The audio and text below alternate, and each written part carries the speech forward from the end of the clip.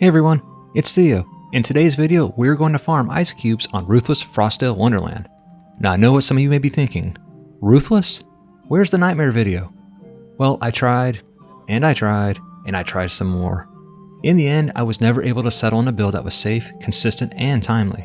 I was able to complete the map from wave 32 to 35 with no issues, but combat time was over 25 minutes, which is entirely too long for a pet farm. In the end, farming ice cubes on Ruthless is faster, safer, and much more consistent. Lastly, I have no idea what ice cubes are going to be used for. Only time will tell where this pet ends up in the meta. For now, let's not worry about that and enjoy the sleigh ride and farm some ice cubes. Let's go.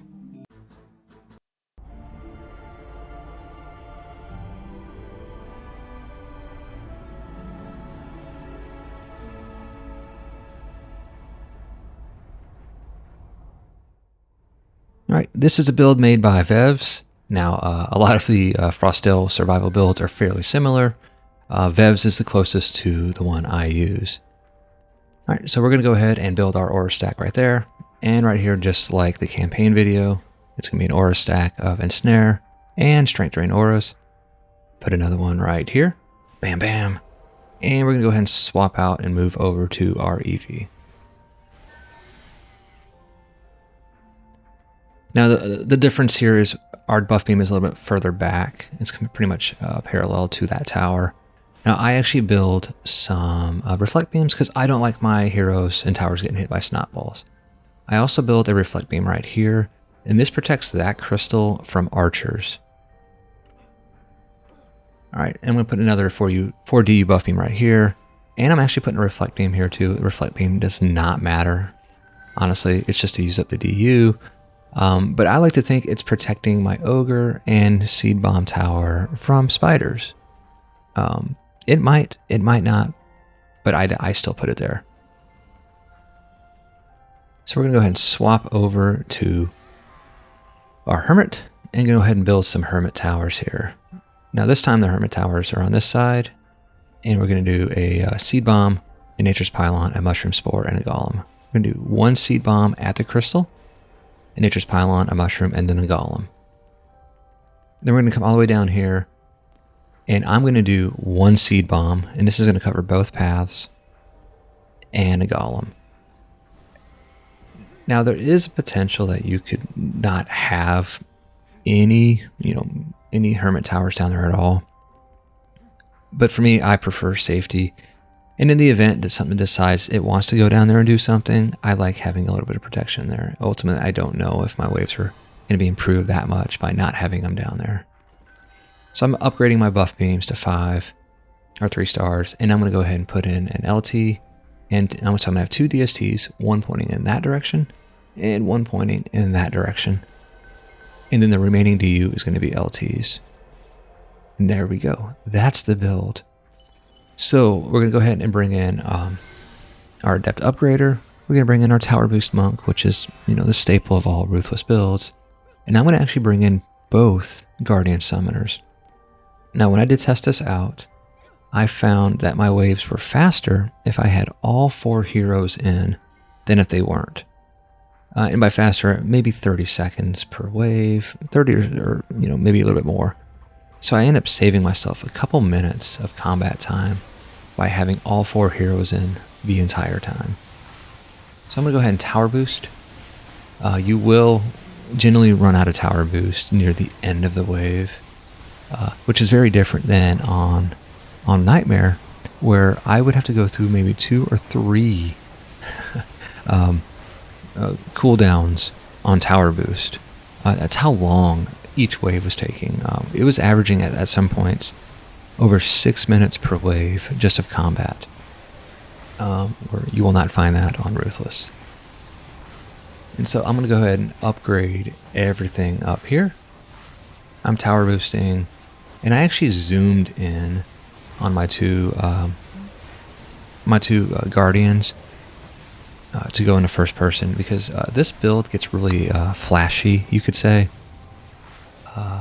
I noticed it was almost intense when I was playing. I was like, oh, this is too much flash. So I just kind of zoom in so I don't have to see them, in third person.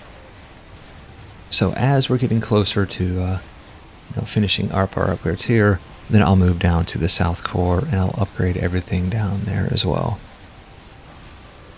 And like I said in the intro, I really don't know what ice cubes are going to be used for.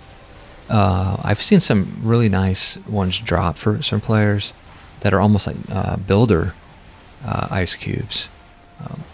They don't, they're a good melee pet, but they don't heal you like an owl or like the Ethereal Ancient does. But they do slow down enemies that they hit. So I know that they were, I often saw videos with them in a lot of Redux videos in the past. So it seems like they're probably a good pet. I just don't know. I'm not going to sit here and pretend I know if they're good or not. But they look cool. They do look nice.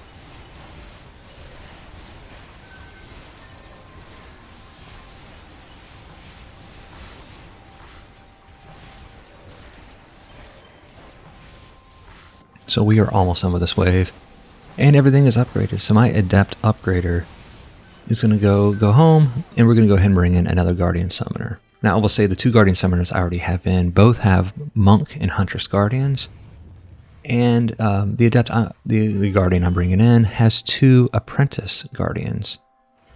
So those are my 3 Guardian Summoners that I'm going to have in there. So I basically have 2 Monks, 2 Huntresses, and 2 Apprentice Guardians.